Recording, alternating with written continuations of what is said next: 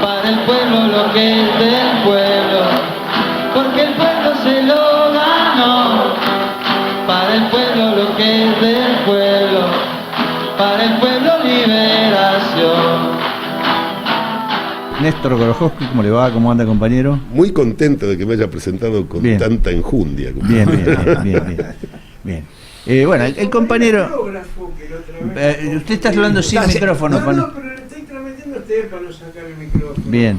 No, decía que el compañero es geógrafo, que es interesantísimo, ¿no? Que yo lo confundí con un sociólogo la otra vez, pero está bien aclararlo, ¿no? Bien. Bueno, eso es lo de menos. Yo básicamente soy un compañero. Bien, exactamente. Esa es la definición que a todos nos gusta más, en realidad. Así es. Néstor, bueno, podemos hablar de muchas cosas con vos, pero... La China nos interesa mucho. ¿Sabes por qué te lo digo? Porque China está produciendo cambios fundamentales en la historia de la humanidad. O sea, es un proceso revolucionario que empieza en la década del 50, al principio del 49, 50, que ya lleva 73 años, ¿no?, de desarrollo. Y es un país que, con todas las vicisitudes que tuvo, en este momento está posicionado en un lugar que, digamos, de disputa de la hegemonía mundial. Está disputando la hegemonía mundial, por lo menos en el ámbito comercial, ¿no? Que es el ámbito central de la vida bajo el régimen capitalista, digamos, sin intercambio y sin mercado. No, efectivamente, y yo creo que no es una casualidad. Desde el punto de vista estricto de los chinos, si uno se pone en la cabeza de los chinos, porque bueno, lo de geógrafo a veces ayuda a tener un cierto sentido de lo que significa estar en tal lugar o en tal otro, no es lo mismo la ciudad de Buenos Aires desde Lugano que desde Barrio Parque. Son dos ciudades. Bueno, los chinos hay que tener en cuenta que fueron el centro productivo, intelectual y cultural sistemáticamente más importante del planeta Tierra, desde, digamos, el año 200 después de Cristo, y quizás desde antes también, pero digo, los 200 después de Cristo, hasta el siglo XVIII. Es decir, China era el centro del mundo. De hecho, en chino, en los ideogramas chinos, la China se representa como un cuadrado con una rayita en el medio. Esa rayita es China, es el país del medio, o sea, el centro del mundo.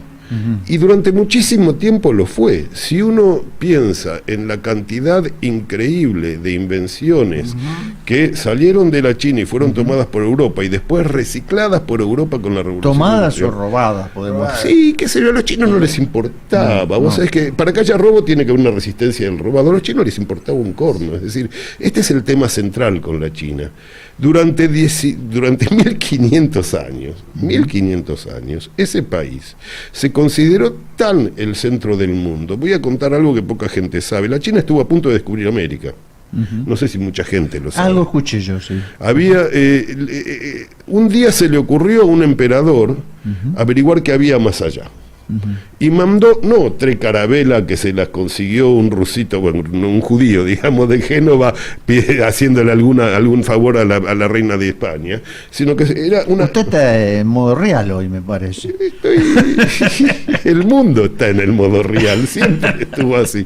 Pero bueno, así fue, las tres carabelas fueron así, digamos, claro. Fue una cosa que consiguió el tipo haciendo favores. Sí, es verdad. No dije que... Me gusta la visión cruda de la realidad. La realidad. Sí. En cambio, la China mandó una expedición formidable, con enormes buques, los sampanes de la China y otros buques enormes que siempre tuvieron, a recorrer el mar de la China y dijeron, bueno, y siga adelante, ¿no?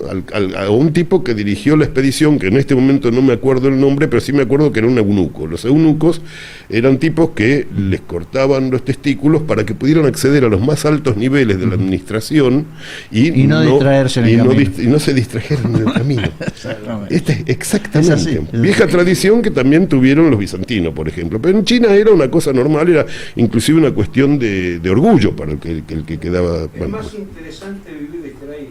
Es más interesante, no me cabe duda, pero los chinos ven el mundo de otra manera. Y este eunuco dirigió una flota gigantesca, que dio toda la vuelta al Asia meridional, dio la vuelta por lo que es Indochina, se metió por el Golfo de Bengala, le dio la vuelta a la India. Sabemos que le dio la vuelta a la India porque en algunas localidades de la India, sobre el mar Arábigo, o sea, del otro lado, digamos, no del Golfo de Bengala, sino del otro lado, hay aparejos de pesca milenarios que son aparejos de pesca de la China. O sea, sabemos por eso. Y este dato es importante por lo siguiente. Le dieron la vuelta a África y llegaron al Cabo de Buena Esperanza desde la China. Y siguieron y llegaron a la mitad del Atlántico cerca del Brasil. Y entonces el eunuco dijo, acá no hay nada que ver, nos volvemos. Pero esto pasó en 1450, 40 años antes que Colón. Estuvieron a punto de descubrir América. Ahora, ¿qué pasó cuando volvieron a la China? Bueno, llevaron todo lo que habían recogido, qué sé yo, qué sé cuánto. Y el emperador dijo, nada de esto nos interesa y lo quemó todo. Es decir, la China tenía todo el derecho del mundo a considerarse un mundo en sí mismo, a tal punto que ni siquiera tenía relaciones exteriores, solamente aceptaba tener vasallos. El resto no le interesaba, no es que les robamos los inventos, sino que los tipos compraban, vendían la ruta de la seda, de esto vamos a hablar hoy, supongo. Obviamente. La ruta de la seda se enriquecían mutuamente con los que romanos. Es milenaria, ¿no? Que es milenaria, se han encontrado monedas romanas en las ciudades chinas y monedas chinas en las ciudades romanas, o sea, estamos hablando de un periodo de, como decís vos, más de 2000 años. Entonces, ellos estuvieron todo este tiempo con justa razón creyéndose el centro del mundo. Esta es la verdad de la China. Entonces, cuando viene... No son los únicos que se creen en el centro del mundo. Claro, pero la diferencia es que los chinos tienen 2000 años de historia para darse la razón a sí mismos. Esa es la diferencia. No pueden ser el centro del mundo teniendo solamente un 6% de voto en el Fondo Monetario Internacional. Bueno, ya vamos a llegar ahí. Me está trayendo al final el compañero. Ya vamos a llegar a eso. No, pero hay una isla media pedregosa situada en el norte de Europa que también se creyó el centro. Se creyó el centro del mundo, sí, efectivamente. Pero le duró poco. En realidad en tiempos históricos sí. Le duró poco. Y esto es lo que nosotros tenemos que primero que todo entender en el caso de la China. La China piensa en términos de miles de años. Este es el pensamiento chino. De hecho, al que era el canciller de Mao le preguntó a un francés, esos también se creen en el centro del mundo, ¿qué opinaba de la Revolución Francesa? Y el tipo le contestó, ¿cuándo ocurrió la Revolución Francesa? 1789, bla, bla, bla. Hace muy poco tiempo, todavía no podemos decidir nada, le contestó. Claro. O sea, así piensan. Sí. Así piensan. Sus análisis de la historia, de la política. Son largos y, digamos, piensan a muy largo plazo. Entonces, ¿qué les pasó? Les pasó que en el siglo XIX, una gran potencia naciente, que fue el Reino Unido, del que se hablaba recién acá, bueno, los invadió a través de las drogas, los convirtió en un país de drogadictos. Esta es la verdad. Principalmente el opio, ¿no? Básicamente el opio, que es el precursor de la heroína. O sea, los pobres fumaban opio, los ricos se ponían heroína. Esto le dio origen... Me hace acordar una cosa que sucede en Estados Unidos también. Por supuesto que sí, pero lo peor del caso es que esto dio origen a un banco que conocemos muy bien en la Argentina. Porque todo esta cosa infame de transformar al país más rico del mundo en una nación de drogadictos fue financiado por el banco HSBC. El origen del HSBC son las guerras del opio contra la China. Haciéndole préstamos. No siempre tuvo ese nombre ese banco. No, sí, el Hong Kong and Singapore Banking Corporation. Sí, los ingleses tienen la virtud de que te dicen las cosas. Son muy conservadores. Además te dicen de frente mar, nosotros somos ladrones, te lo dicen. Hacen películas de pirata. Es verdad. Si uno mira desde América Latina. Ellos se llamaban bucaneros. Sí, pero eran piratas, eran ladrones. O sea, ellos, si el ladrón roba para la corona, ahí roba para el país. En cambio, cuando el ladrón roba para la corona en la Argentina, desgraciadamente roba también para la misma corona. Se suele llamar Manzano. Dirige el mismo lugar. No dije nada, eso corre por tu cuenta. Pero bueno, esta es la cuestión central. Los chinos en el siglo XIX, fines del siglo XVIII, siglo XIX, cayeron violentamente a la condición de un país de muertos de hambre, de opiómanos, de heroinómanos. Fueron el que fue el Perón de la China, Sun Yat-sen, que es un tipo reivindicado tanto por los chinos de Taiwán como por los chinos de China popular. El tipo decía, mi país es una hipocolonia, es menos que una colonia. O sea, ahora, todos los chinos cuando escuchaban eso decían, me cachen 10, hace 200 años éramos el centro del mundo. Bueno, para los chinos no es que hubo una revolución, es que el mundo está volviendo a su lugar. Esto es lo primero que hay que entender.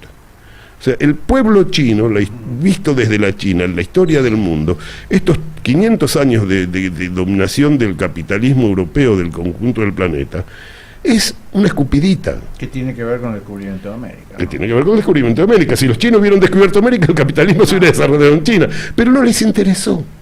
Estaban tan bien en lo suyo que no les interesó. Así que sí, es muy cierto lo que vos decís. Por 50 años y algunos miles de kilómetros de océano Atlántico decidieron no seguir adelante. Y se perdieron la oportunidad de conquistar América del Sur.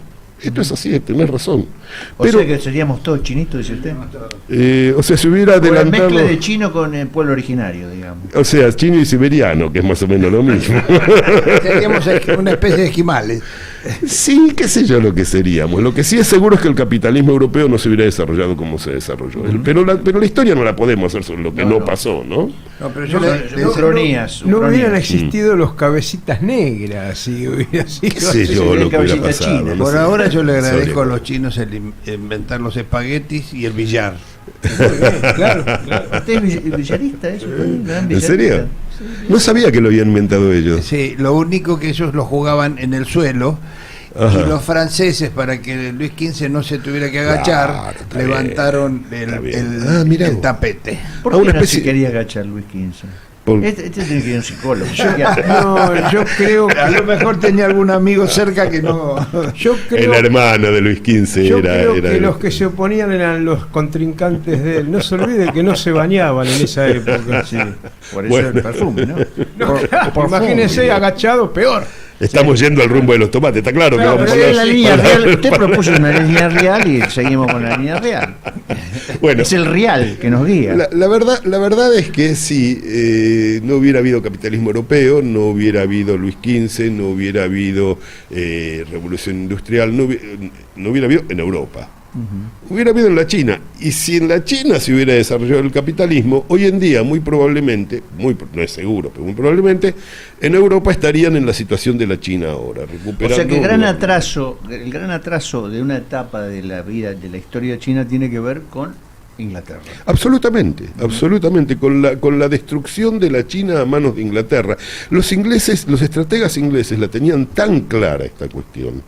Fíjense qué cosa notable, que mientras que en América Latina predicaban el libre cambio, como ellos veían que los estadounidenses podían llegar a transformar al Japón en una base de operaciones para ingresar a la China, le explicaron a los samuráis japoneses lo que era la necesidad del proteccionismo para desarrollar y mantener la independencia y la soberanía.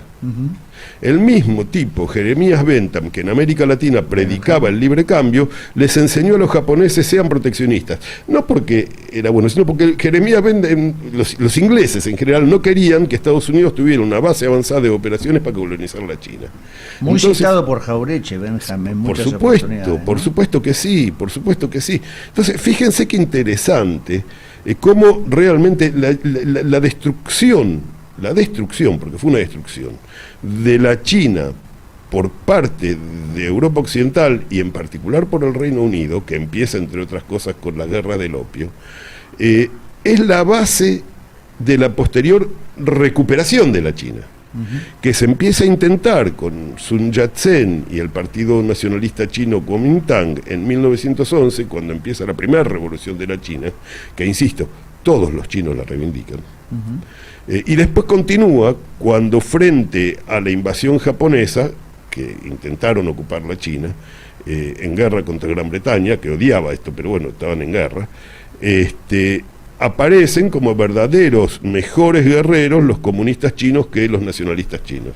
Te desvío un poco, es muy interesante esto que decís vos, porque muchos partidos de izquierda de nuestras tierras o de otras tierras desconocen la totalidad de las historias de sus pueblos, ¿no? Totalmente. Y los que son más izquierda nacional, más izquierda vinculada a lo popular, interpretan la historia de otra manera y rescatan por ahí en los tiempos históricos paralelos, en las relaciones de fuerza de esos tiempos, en qué clase social era la dominante, interpretan la historia valorando algunas etapas históricas, ¿no? Sí, sí, debo admitir que es un rasgo que caracteriza a los de la izquierda nacional, sí, es cierto. Porque lo que pasa es que nosotros aprendimos de Jauretche a mirar al mundo desde aquí. Entonces y esto no tiene nada que ver con la geografía, ¿ves? Esto tiene que ver con la posición general frente al mundo. Cuando estudiamos o miramos la historia de otro país, incluso de los países imperialistas que nos atacan y son los socios extranjeros de nuestros oligarcas, lo miramos desde el punto de vista del interés argentino. Eso es lo que enseña Jauretche, básicamente. Claro. Y ayuda muchísimo a muchísimas cosas ver las cosas. Y primero porque uno sabe de entrada cómo se mueven las verdaderas naciones en el mundo, y por lo tanto sabe a qué hay que aspirar para poder dejar de ser colonia. Bien, Primero. te voy a pedir una interrupción porque tenemos que ir a una tanda obligada. Todo, por porque favor. Si no, nos retan acá en la radio. Aparte de terminar esto que estás explicando, cuando volvamos de la tanda, te dejo una inquietud. Oh. Vos decías, se hubiera desarrollado el capitalismo en China, pero no de la misma manera, hubiera sido otra cosa. No, hubiera sido otra cosa. Bien, yo tengo otras puntas, pero la dejamos para más adelante, porque es muy valioso todo. Si querés que hable. No, habla tranquilo, todavía no fuimos al corte. Si ustedes quieren que hable mal de la China, también puedo. No se puede. Los vietnamitas tienen mucho que decir. Si al podemos hablar mal de nosotros mismos, Claro, podemos hablar mal de cualquiera. Vamos a la tanda, dale, de ahí. Libertad era un insulto, mal manejado por tres. Libertad era almirante, general o brigadier, para el pueblo lo que es de... Bueno, seguimos con este compañero tan versado en lo chino, pero vamos a seguramente ir para otros lados también en algún momento. Si no hay más remedio. No hay más remedio. Usted dejó abierta una pregunta ahí, Fanesi, reitérela. No, le decía, no sé si se escucha bien. Se escucha bien, Entonces, que vos recién planteabas que de haber llegado a China acá, el capitalismo se hubiera desarrollado en China. Lo que yo te pregunto, y estoy seguro de que la respuesta es que no, ¿qué tipo de desarrollo hubiera tenido? Seguramente no como lo conocemos. Eso seguramente no. Ahora, el modo de producción capitalista tiene leyes objetivas que cumple inexorablemente. Si el modo de producción capitalista se hubiera empezado a desarrollar en China, los chinos no hubieran sido lo que son. Es decir, hubieran sido diferentes. Hubieran sido un país, si tenían éxito, que iba a llegar a ser un país colonialista e imperialista, porque... Esto es importante entenderlo. El modo de producción capitalista a nivel global también concentra y acumula capitales en muy pocas manos. Cuando esas manos están dentro de un país, ese país busca acrecentar la concentración impidiendo que otros se desarrollen. Esto es una ley interna del modo de producción capitalista que no se puede evitar. Entonces, si hubiera nacido el modo de producción capitalista en la China, pues los chinos hubieran sido la gente que odiaba a todo el mundo, como hoy en día todo el mundo odia a los norteamericanos, o a los ingleses, o a los alemanes, porque también hicieron la suya, o a los belgas, o a los franceses. Los belgas tuvieron, ¿saben ustedes?, zoológicos humanos hasta la década de 1960. Zoológicos humanos, Sí, gente sí. en zoológicos. En lo que hoy se llama el Zaire, la República Exactamente. Democrática del Congo. No, en Europa tenían gente También en congoleños viviendo en jaulas. Ujú. Exacto. Ya era un circo en esa época, pero, o sea, década del 60. Bueno, digo, ese tipo de gente, bueno, fue el producto de la expansión colonial capitalista. Si el capitalismo hubiera empezado en China, ellos también hubieran tenido una expansión colonial que hubiera empezado muy probablemente con Vietnam. Igual, una consulta, ¿no? Anteriormente al capitalismo, cualquier sistema predominante, conocido, anterior, era más injusto que el capitalismo. Yo no lo diría en términos Lo pregunto, morales. ¿no? Yo no lo diría en términos morales. Los modos de producción se caracterizan por la capacidad portante de seres humanos que son capaces de tener. Es decir, la esclavitud romana te garantizaba un promedio de vida, digamos una vida media de la gente mediterránea más que romana, ¿no? La esclavitud mediterránea de entre 20 y 25 años. El ser humano en promedio vivía 20 a 25 años. La edad media feudal hizo subir ese promedio a 30 a 35. Es innegable que después de la aparición del modo de producción capitalista se dieron una serie de hechos que hacen que la vida media de la humanidad sea mucho más grande. Ahora, a su vez, este sistema tiene sus límites. Entonces, y uno puede llegar a pensar que la capacidad portante del modo de producción capitalista en nuestra época ya se ha alcanzado y no hay manera de superarlo. O sea, el agotamiento del capitalismo es algo que está sucediendo. Es algo que está sucediendo y volvemos a la China. Y eso los chinos lo saben muy bien, porque tienen una concepción teórica de la realidad social de la humanidad, no solamente de la China. Y en esa concepción teórica ellos tienen la convicción, que por otra parte no es una fe irracional, sino que te pueden argumentar seriamente, tienen la convicción de que la contradicción entre la superproducción de riqueza que tiene el capitalismo, porque el capitalismo permanentemente tiene que crecer para poder sostenerse. Un país dominado por el capital necesita permanentemente hacer crecer su producción y la productividad. Ahora, eso se contradice con el hecho de que si yo hago crecer la productividad del trabajo, entonces de repente, como yo no puedo subir los salarios más allá de un límite, porque pasado ese límite cae la tasa de ganancia, entonces la contradicción entre la búsqueda de la ganancia como motor de la vida social y el incremento de la productividad, que es consecuencia de la búsqueda de la ganancia, lleva a que pierda la búsqueda de la ganancia y entonces a que pierda la búsqueda de la ganancia y el sistema entra en crisis. Este es el problema. Esto es lo que dicen los chinos. Ellos lo ven así. La deriva financiera, porque vemos en Estados Unidos, en Europa, traspaso de mano de obra que ocupaban europeos o inmigrantes, lo que fuera, hacia la China. Hacia la China y el resto del tercer mundo. Curiosamente, se afirma muy ligeramente que la tecnología suplanta al ser humano, y yo siempre digo, y bueno, ¿y qué hacen esos miles de millones de qué laburan los cientos de millones de chinos claro, que hacen lo que antes hacían los franceses, los norteamericanos, los mexicanos, qué sé yo? Esa es la pregunta a la cual los chinos te dan la siguiente respuesta. Nosotros no producimos para la ganancia, sino que producimos para el bienestar general. Esa es la respuesta que te da la China. Y la verdad es que es cierto. Es decir, en la China no hay crisis económicas como hay en los países capitalistas, porque la planificación centralizada les permite tener un desarrollo del capitalismo, pero sometido a las necesidades del país. Y no un país sometido a las necesidades de la acumulación capitalista. Lo que importa es quién conduce el proceso capitalista. ¿Quién y con qué objetivos? Entonces, por eso con los chinos, las negociaciones con los chinos son menos complicadas. No digo que sean fáciles, nada es fácil con los chinos, hay que hacerse la idea de esto, nada es fácil con los chinos. Pero son mucho menos complicadas que las conversaciones con cualquier representante de una potencia capitalista, imperialista, porque la potencia imperialista necesita extraer riqueza de tu país para poder aceitar las ruedas del de ellos. Mientras que la China no. Esa es una cosa muy interesante, porque muchos compañeros preguntan con razón, ¿no será el futuro de China un futuro parecido al imperialismo que nos propone Inglaterra, que nos propuso Estados Unidos? Es una pregunta sumamente válida y me parece que eso no va a ser así. Pero, digamos, tengo que argumentar por qué no va a ser así. Pero es una pregunta muy válida. Y en todo caso, si tenemos que negociar con la China, ¿cómo vamos a tener que hacer? De hecho, lo estamos haciendo. Nos está salvando las papas. Nos está salvando las papas. Te hago una interrupción. Círculo, creo que lo publicó Infobae. Sí. Que hubo una declaración del gobierno chino diciendo que Estados Unidos, a través de su influencia en el Fondo Monetario, resolviera el problema con la Argentina, porque si no iban a intervenir ellos. Sí. Creo que lo dijo en estos términos la autoridad china. Lo dijo el representante, según la nota de Infobae, ¿no? Yo todavía no conseguí la nota es un original. medio complejo, ¿no? Para analizar. Sí, no, hay de todo. Y bueno, Infobae, la política online, todo eso, bueno, hay que saber. Infobae es una maleta de turco, no por casualidad el dueño es Haddad.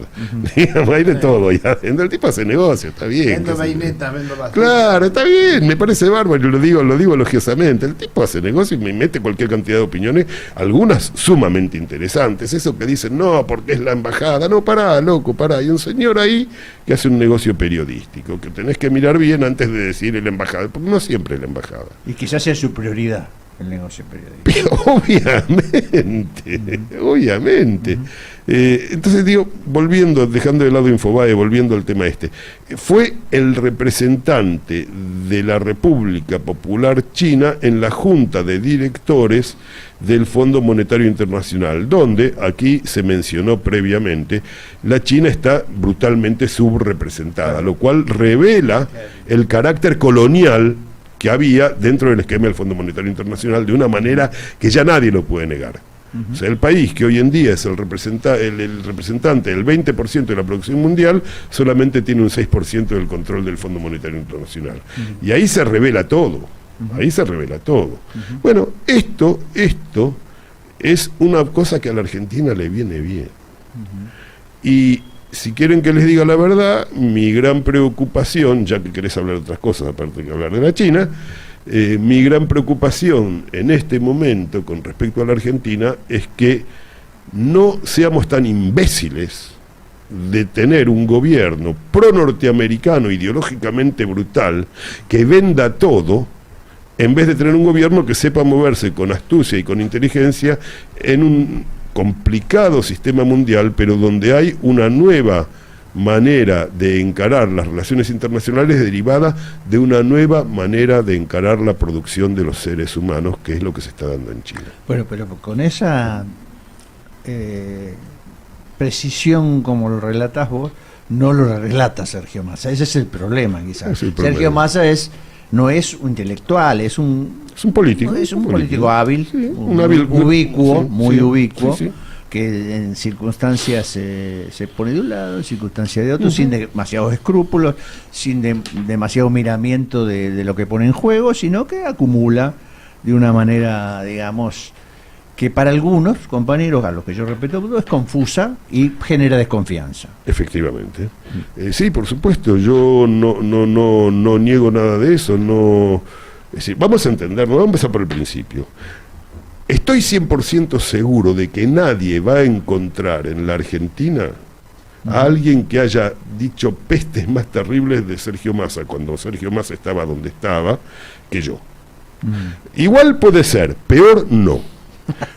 Ahora, al mismo tiempo digo que hay que acordarse de una importante frase de Bismarck en todo esto, que era un genio de la política, que era un verdadero genio de la política. Un político alemán, ¿no? Bismarck fundó Alemania. Bismarck era un señor territorial semifeudal de Alemania oriental y de Alemania centro-oriental que vivía de explotar campesinos. Vivía de eso. Era un arquetipo de feudalismo tardío, digamos, entre comillas, muy brutal esto, no era, el feudalismo ya no existía, pero de una cosa arcaica. Ese tipo tuvo la inteligencia, quizás precisamente porque era un señor territorial, capaz de ver a las distintas clases sociales en su verdadera realidad y no a través del mercado. Tuvo la inteligencia de acordar con el proletariado alemán y decirle, muchachos, miren, acá tenemos que construir una nación respetable y unificada. Nosotros Usted está hablando del huevo de la serpiente. Sí. Sí, pero no. Pero no. Yo no sé por qué razón las hamburguesas en nuestro país al principio se llamaban Bismarck. Ah, el bife Bismarck, claro, es verdad, nunca lo supe eso, no sé. Sí. Pero bueno, por ahí le gustaban, andás a ver. Sí. La cuestión es que Bismarck lo que hizo fue un acuerdo entre los grandes señores territoriales de Prusia Oriental y el proletariado explotado de Renania para imponerle a la burguesía renana lo que la burguesía renana no tenía ganas de hacer, que era la revolución alemana. Eso se llamó revolución desde arriba. O sea, hizo un acuerdo, les dio el bienestar social. Por primera vez en la historia de la humanidad, antes de Perón inclusive, aunque parezca mentira. Pero además se acordó más al Gato Pardo que otra cosa. No, porque los incorporó a la vida nacional alemana de una manera efectiva y orgánica. No era un verso. No era un verso. Le trató de impedir que los socialistas crecieran, todo eso. Pero socialmente, de hecho, el tipo que llega al acuerdo es Ferdinando Lasalle, era un gran líder socialista, no marxista, pero socialista que respetaba mucho a Marx. Y Marx y Engels, cuando se da la guerra de 1870 en Alemania, admiten que Lasalle tenía razón en ese acuerdo, porque eso iba a fortalecer el mercado alemán, iba a fortalecer al proletariado. Ahora, hay un paralelismo, alguna similitud con el peronismo. Mucha. Acércate más al micrófono. Hay un paralelismo, una similitud con el peronismo. Bueno, inclusive claro. Marx al modo del Partido Comunista Argentino, No me haga el- reconoce tardíamente. No me venga a decir que más hablar del peronismo, porque ya No, no, se la no, compro, no, que no, se no. le me- Pero No hablaba del peronismo, no dan los pero- tiempos pero históricos. sí, Hay algo de eso, en 1872, creo que por ahí, hay una carta entre ellos dos que uno le dice al otro, hay que prestar atención a lo que está pasando en la Argentina porque hay una serie de movimientos, o sea, que hace una referencia sabiendo que después va a venir el peronismo. Claro, no, por la verdad que no, la verdad que no. En realidad, la verdad de la historia es otra. La verdad de la historia es que Engels, eso que estás hablando, se refiere a las noticias que recibía Engels de la Argentina, Claro, que las recibía a través de un tipo que tuvo un papel muy importante en la Argentina. Me estoy olvidando el nombre, me caché. El Alemán, Germán Abel Alemán, que era amigo personal de Engels, que había venido a la Argentina a hacer tareas de topografía y otras cosas, terminó siendo el director del primer censo nacional importante en nuestro país, en fin, tipo que tiene una larga trayectoria en la política de la provincia de San Luis. Germán Abel Alemán, la verdad es que veía las cosas de una manera equivocada. Veía que pasaban cosas, pero de una manera muy equivocada. Hasta que empezó a entender la realidad y finalmente pasó a formar parte del radicalismo irigoyenista, al final de su vida. Pero originalmente, cuando hablaba como socialista con Engels, le tiraba una posta bastante torcida, bastante parecida al socialismo antiperonista posterior, la verdad. Bueno, después fue aprendiendo, hizo su vida. Pero es eso que vos decís, olvídate, no entendían nada. Te hemos derivado mucho. A la miércoles me llevaron. ¿Te animás a retomar donde habías dejado? Sí, totalmente. Dale. En Sergio Massa. Bueno, yo creo que este señor Bismarck, que logró unificar a los señores feudales o los señores territoriales prusianos con el proletariado alemán, tenía una frase muy importante que hay que tomarla como premisa para entender. El tipo decía: ningún hombre es más alto ni más bajo, esto último lo agrego yo, que la ola sobre la que se para. Entonces, a mí, ni de Sergio Massa, ni de Isabel Perón, ni del general Perón, ni de Cristina Fernández de Kirchner, ni de Alberto Fernández, ni de Scioli, me importa ninguno de ellos como persona, sino viendo la ola sobre la que se para. Esto me parece que es lo central. Y para colmo, es una ola de la cual formamos parte todos, ¿o no? Inevitablemente. Entonces, cuando uno analiza el pasado de la gente, va a encontrar macanas por todos lados. Si me hurgan el pasado a mí, yo prefiero que nadie lo haga.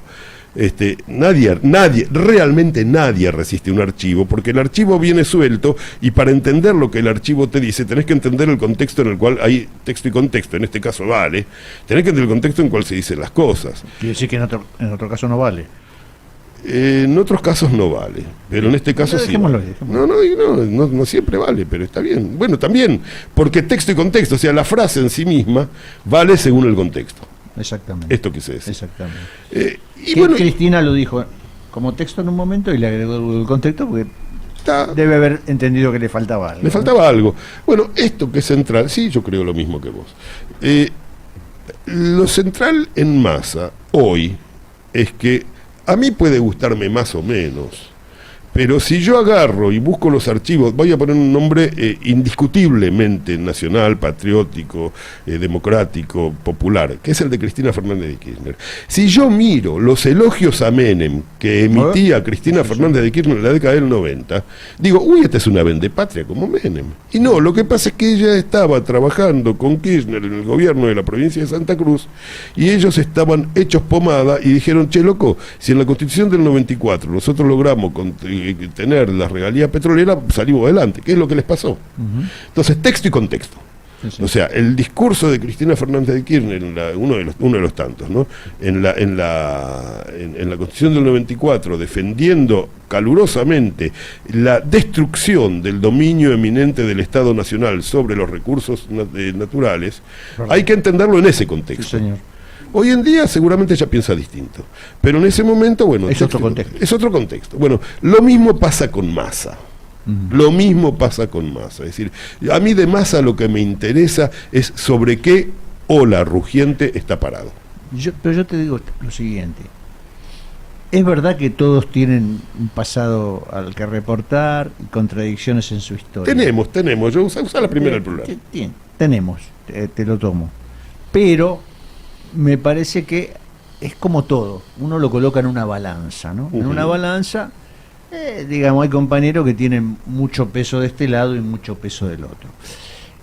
A mí lo que me preocupa de Massa no es de fondo, es más superficial, porque en realidad yo no lo conozco mucho más. Claro. No lo también conozco. es eso, ¿no? Conozco sus actitudes de los últimos tiempos, pero no tengo un conocimiento profundo. Sé que vino de la UCD y que Como Vudú. en su juventud, sí, Como Vudú. pero- juntos ahora otra vez. no, Rodolfo Walsh venía del conservadurismo, qué sé yo. Pero, Podemos hablar muchas cosas. Lo que tiene Massa muy evidente es que su crecimiento en los últimos años, antes, digamos, del 19, se hizo diferenciándose y agraviando a Cristina. Sí, ya te Entonces, dije que ahí generó... Ilimitadamente, quizás. sí, no, absolutamente. Yo te vuelvo a repetir, nadie habló peor de Massa que yo. Seguramente hubo muchos que hablaron igual. Cristina, pero- Massa te compite un poco ahí. Respecto a Cristina. sí, no, Massa creo que ha Puede sido... ser, no sé. Bueno, es correr una carrera, ¿no? Alberto Fernández y Massa. Incluso hasta después se sumió Bonazo, Miguel Bonazo también en esa misma carrera. Sí, sí, sí. Pero yo apuntaba específicamente Bueno, el mismo Pino Solano.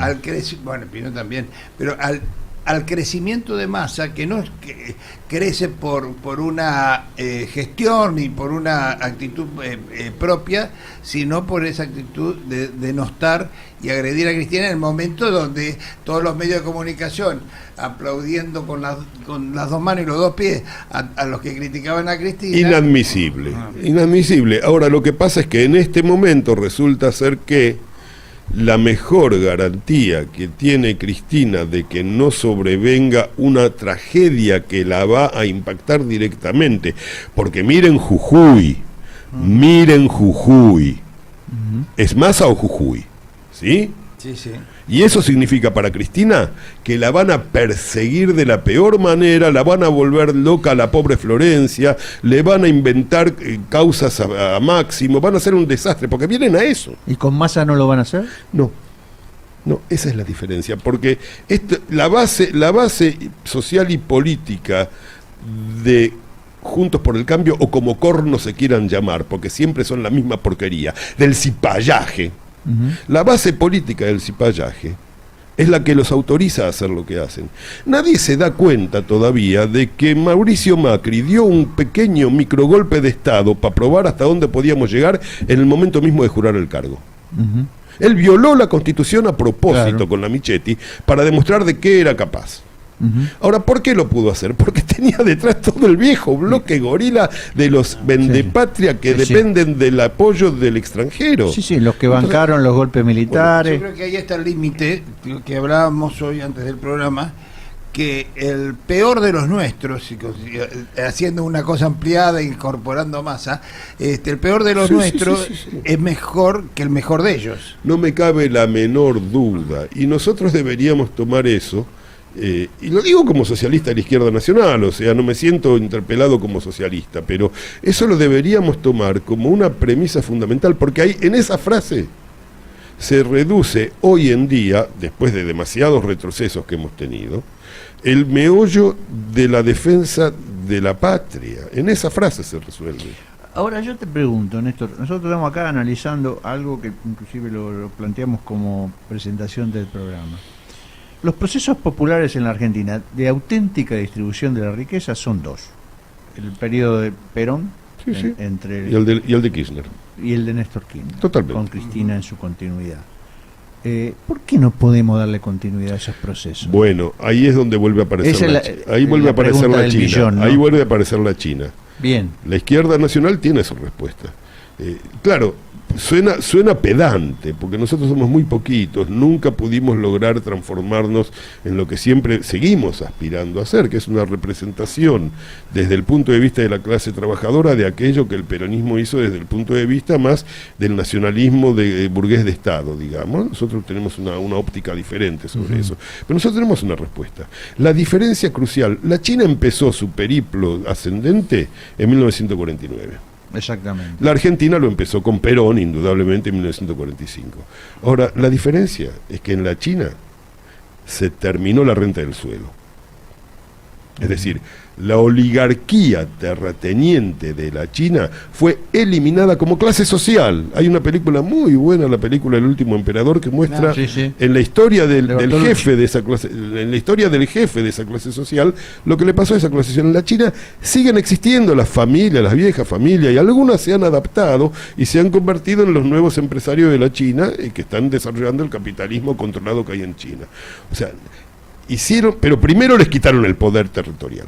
Es decir, la base sustancial del coloniaje en la Argentina es el permanente e invariable dominio oligárquico sobre el comercio exterior de nuestro país. La renta principal. En la renta diferencial pampeana. En la China, eso lo cortaron de cuajo. Digo, hay que bancarse lo que se bancaron los chinos después de hacer eso. Ojo, vamos a decir todo. Eso no es una cosa gratis. Hambruna. Todo, de todo. Una revolución cultural fallida. De todo, de todo. Ahora, a partir de ahí pudieron iniciar el camino de la industrialización, que es lo que le falta a la Argentina para dejar de ser lo que es. Ahora bien, digo yo, agrego, todavía tenemos oportunidad los argentinos y las argentinas, si sabemos obrar ahora, de apoyarnos y apalancarnos en la competencia entre China y Estados Unidos para obtener una redistribución de la renta, no necesariamente en el bienestar popular en principio, aunque a mí yo creo que sí tiene que ser así, sino en la industrialización final de la Argentina, ahorrándonos una tragedia civil. Tenemos que ir al corte, pero yo dejo una pregunta para la próxima. Te veo ahí en modo real peronista, porque como que estás un poco coincidiendo con Perón, que la única política que interesa es la política nacional, ¿no? Perón era socialista en Izquierda Nacional en esos momentos. Claro. Yo quería sumarle algo que es su opinión sobre esta cuestión que hay dentro de la política argentina, que el peronismo siempre dice que hay que ampliar, hay que abrir frentes, hay que abrir, y siempre abre para la derecha. Nunca abre para la izquierda, y la izquierda nunca hace nada para integrarse y tratar de cambiarlo desde adentro. Vamos, tranquilo, vamos. No se pongan nerviosos. Me encanta. Vamos al noticiero y volvemos, dale. Libertad era un asunto mal manejado por tres. Libertad era almirante, general o brigadier. Para el pueblo lo que es del pueblo, porque el pueblo... Bueno, último bloque para el pueblo, que del pueblo quedó pendiente una pregunta, como yo digo, modo real, a ver. No tanto, porque, a ver, unos compañeros en la época de Perón, en la época de la Resistencia fue, ¿no? En realidad. Fue antes del retorno de Perón. Antes del retorno de Perón, fueron enviados a China. Así es. No sé si fueron enviados o fue una iniciativa de ellos. No, había circulación de dirigentes que iban, incluso de distintas características políticas. A los maoístas chinos, a los maoístas argentinos, Mao les dijo algo. Eso es lo que vos querés escuchar que le dijo. Sí, quiero poner en contexto las cosas. Vamos a recurrir a Cristina, contexto. La Revolución China se produce en 1949, Así es. en el medio del gobierno de Perón, ¿no? Uh-huh. Entonces no era cualquier cosa, era una cosa muy trascendente a nivel internacional, y por supuesto Perón la tomó, ¿no? Uh-huh. Y vos que me decías que esos amigos peronistas... No, peronistas no, lo que pasó fue que una delegación vamos a decirlo con propiedad. Uh-huh. Dicen, uh-huh, pero sabemos que es verdad, que en un grupo de antiguos comunistas que se habían pasado al Partido Comunista Revolucionario por una vía guevarista, fueron a consultar, porque ellos se consideraban maoístas. Ellos se consideraban maoístas, curiosamente, porque Mao seguía reivindicando a Stalin. O sea, era una ala izquierda del Partido Comunista que era stalinista, ¿no? Entonces van a verlo a Mao y a pedirle consejo. Consiguen, digamos, una entrevista, no sé cómo fue, pero China estaba muy aislada en esa época, así que agarraba con todo el mundo. Esto fue más o menos hacia el año 70-71. No conozco bien la fecha. Y Mao lo que les dijo es que en la Argentina los trabajadores son peronistas, yo que ustedes soy peronista. Eso es lo que les dijo. Efectivamente dijo eso Mao Zedong. Ahora bien, así como yo no confío en el chino que viene a preguntarme a mí qué tiene que hacer en China. Yo creo que tampoco hay que confiar en Mao Zedong de lo que hay que hacer en la Argentina. Sigo la premisa de Jauretche otra vez, con mis paisanos. Y desde mis paisanos vamos a salir adelante. Que por otra parte, lo único que puede aconsejar Mao es eso. La verdad, lo único que podía aconsejar era eso. Volviendo al modo serio. No, cagamos, estaba tan bueno esto. No. Perdón. ¿Qué es la ruta de la seda? Que bueno, está bien, con esto la terminamos, con esto Dale, cerramos. redondito. La ruta de la seda es la propuesta del gobierno de la República Popular China, que es el gobierno del Partido Comunista Chino, que es el partido que representa el Frente Nacional de la China, que dentro del Frente Nacional de la China representa la hegemonía del pensamiento socialista revolucionario sobre otras tendencias que también coexisten. Todo ese bloque le hace una propuesta al mundo. ¿En qué momento? En el momento en que la China empieza a darse cuenta de que le resulta imposible coordinar permanentemente sus políticas con las del Estado norteamericano. En ese momento. ¿Año? A principios de la década, a principios del siglo XXI, más o menos. Ahí empieza a cocinarse esta cuestión. Es una cosa que se cocina a largo. No se olviden, los chinos piensan en muchos tiempos, piensan en tiempos largos. O sea, 10 años para ellos es nada. Entonces, esto empiezan a calcularlo y a programarlo en 2001, 2010, más o menos, por eso, en la década del 2001, 2010.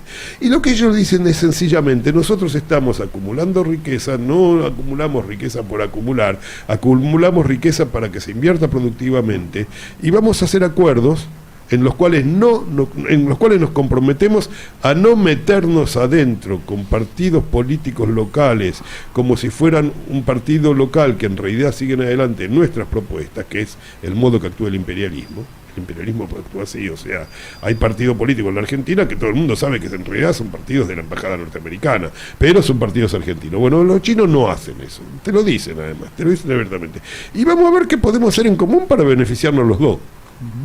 Bueno, esto es una propuesta general. Bueno, la ruta de la seda, el programa de la ruta de la seda y la franja de la seda, como programa global, La ruta y la franja. la ruta y la franja, es la materialización planificada de esta propuesta. O sea, es una propuesta civilizatoria nueva. Pero la ruta de la seda no es de ahora, es milenaria. La ruta es milenaria. Ah, vos querías el origen de la ruta de la seda. Ah, Un poquito del origen. el origen es breve, lo hago muy breve. El origen son los locos que se iban en caravana por el desierto porque sabían que del otro lado, los que estaban del otro lado, en la otra punta, no sabían cuánto había costado producir lo que llevaban y sacaban una guita infernal, si llegaban vivos. Si llegaban vivos. Entonces era una aventura. La ruta de la seda no es como la ruta 66 que tiene un solo rumbo. No, la ruta de la seda son las distintas, porque además como es milenario, ha ido cambiando. Hasta la ruta 9 cambió en Argentina, de lugar por donde transitaba. No, la ruta de la seda ha cambiado mucho y en gran medida, no nos vamos a extender ahora porque ya cierra el programa, pero en gran medida la historia central es la historia de cuáles fueron los caminos privilegiados de la ruta de la seda. O sea, por donde transitaba la ruta de la seda era, de alguna manera, uno de los elementos fundamentales en la historia de Asia Central. Pero no nos vamos a meter en eso. Lo concreto es que, efectivamente, es toda una serie de rumbos, y por eso lo toman los chinos como ejemplo, porque dicen, todos estos rumbos distintos que conforman esta ruta de interconexión euroasiática y africana, porque ellos agregan África ahora, los vamos a desarrollar entre todos para beneficio mutuo. Esta es la propuesta de la ruta. Una propuesta multipolar o multilateral. Una propuesta multipolar, a diferencia de la propuesta de la acumulación, por la acumulación misma, que es necesariamente unipolar. Y bueno, y eso termina en colisión. Son dos propuestas civilizatorias. Esta es la verdad. Y es ahí donde vamos a ver cosas sorprendentes como los acuerdos de Arabia Saudita e Irán. Sí. Y otros acuerdos Y digo más. Ahora, el apoyo de la China al gobierno capitalista burgués argentino frente al gobierno capitalista burgués norteamericano a través del FMI, ese apoyo es tan increíble desde el punto de vista de la geopolítica mundial como el acuerdo entre Irán y Arabia Saudita. Nadie se da cuenta de que estamos siendo protagonistas de lo que está pasando. La cuestión es avivarse para poder aprovecharlo en favor de uno, pues nosotros ya somos protagonistas, estamos atravesados por esta transformación civilizatoria. Y seríamos muy tontos, realmente, los argentinos, cosa que no creo que vamos a hacer, porque no creo que seamos tontos, en desperdiciar esta oportunidad regalándole a los partidarios de la unipolaridad locales la posibilidad de gobernarnos en el año 2023. Hay mal pensados en la Argentina que están convencidos de que Massa en realidad es un elemento que está jugando Estados Unidos para generar en la Argentina un entente de dos partidos que se puedan suplantar en el gobierno. Lo que dijo Stanley. Stanley ponía en ese lugar a la red. No, y a la reta y a Massa. O sea, necesita. No. A la reta y a Massa necesitaban una pata peronista. Eso es gente mal pensada. Lo que pasa es que la gente mal pensada piensa que estamos en el año 1994. Piensa que estamos en el Pacto de Olivos, piensa que se va a reconstruir el partido único de la dependencia, que fue el Acuerdo de Olivos y todo lo que vino después. O sea, radicales o peronistas da lo mismo, todos colonia. El problema es que en ese momento quizás, yo no estoy de acuerdo con esto que voy a decir, pero quizás alguien podía decir, bueno, no hay otra opción, los norteamericanos son los dueños del mundo. Que es un poco lo que dijo Menem cuando dijo, ¿y qué quiere que le haga? Estaba Thatcher del otro lado. Bueno, muy bien. No voy a discutir eso porque no estoy de acuerdo, pero había mucha gente que pensaba eso. Bueno, ganaron los yanquis, hermano, hay que acomodarse a eso. Exacto. Bueno, ahora los yanquis están perdiendo, así que no hay manera de acomodarse a eso. Pero vos crees que se dieron cuenta? ¿Quién? Un gran parte de la dirigencia, estoy hablando en serio. No, claro que no, justamente y que Massa puede llegar verdaderamente, si llegase al gobierno, yo no sé si sería, a comprender cómo se debería desarrollar. Yo le voy a decir una cosa. Al punto que se considera que los yanquis están perdiendo, que hay muchos que sostienen a nivel internacional que el COVID-19 es un invento yanqui para reordenar el sistema capitalista. Voy a decir la verdad de eso. Lo que pasa es que los yanquis inmediatamente le echaron la culpa a los chinos, y los chinos inventaron una cuestión que era que estaba trabajándose en una base norteamericana. Pero la verdad, las olimpiadas de los militares. Sí, pero la verdad es que fue un chino boludo que agarró y compró carne podrida que estaba infectada y cagamos todo. Creía que era un murciélago el culpable. No sé si esa es la verdad, porque hubo otros como Soros que lo habían anticipado también. Así que hay que... No, bueno, está bien. Lo que pasa es que sí, efectivamente, lo que pasaba es que Soros se dio cuenta de que en un mundo tan interconectado, cualquier enfermedad nueva iba a ser una pandemia. Pero como esta en particular empezó en Wuhan con un chino estúpido que compró carne que no debe haber comprado. Porque además se sabía que había virus de este tipo circulando entre esos animales. Y el tipo compró igual. Así, la cosa es así. No le voy a echar una versión. Bueno, la versión que yo creo, la que tiene a mi modo de ver más sustento científico. Pero de todas maneras también es posible el hecho de que se pueda discutir esto que vos decís. Marca efectivamente que hay una sensación clara de decadencia. Por algo es creíble, ¿es cierto? Claro, por algo es creíble. Sí. Igual, yo lo que dice Rubén, yo creo que yo no deposito en Massa la confianza en la interpretación de la decadencia norteamericana. Yo creo que eso lo deposito en Cristina. Yo creo que Cristina entiende eso. Por eso el rol de Cristina en todo este acuerdo está muy discutido, ¿no? Algunos nos dicen, bueno, pero Cristina es la que manda. Bueno, sí, está bien, pero nosotros somos compañeros y podemos entender la política y discutirla. Entonces nos gusta elucubrar, pensar, juzgar elementos, poner elementos en el tablero y pensar cuál es la posición de Cristina. Al mismo tiempo, y esto hay que valorarlo, si Juan Graboy puede tener una colectora en esto, también es evidentemente una decisión de Cristina, ¿no? Sí. Un acuerdo, por lo menos. Obviamente a Juan Grabois le dieron todo lo que le negaron a Scioli. Es evidente que ahí hay una decisión. Pero más allá ¿sabes qué pasa? Que hubo unas elecciones en el 2021 que marcaron a fuego que si no se trata de ordenar el voto bronca, puede pasar de nuevo lo que pasó, ¿no? Yo me atengo a la última declaración de Kicillof sobre el tema de las elecciones del 2021, que creo que se salió del libreto que tienen todos los cristinistas y dijo, bueno, fue el COVID. O sea, dijo eso, tal pasar. No voy a hablar ahora ya está, basta, no vamos a hablar del 2021, no vamos a hablar. Así que el abstencionismo no se va a repetir. Yo creo que no se va a repetir, pero que la garantía de que no se repita es que tengamos en claro lo siguiente. Más allá de que Cristina se dé cuenta o Massa se dé cuenta, los argentinos, el pueblo argentino, nos tenemos que dar cuenta que en estas elecciones va a haber una bisagra. O la Argentina se suma a la multipolaridad, mal, bien, mejor, peor, o se transforma en una colonia abierta de Estados Unidos. No hay dos posibilidades. Tal cual. Yo temo, en este sentido, yo soy un optimista por naturaleza, pero como tengo contacto con las bases, hablo con los compañeros de los territorios, no hay esa percepción. Y bueno, hay que explicar. No es mayoritaria. No, ya sé, hay que explicarla, pero hay que explicarla. yo creo que, de esto estoy convencido, es una mirada bien peronista. Vos le podés explicar a la gente todo si tiene una contrapartida material. Exacto. Sí. Si no hay una contrapartida material, es muy difícil que las...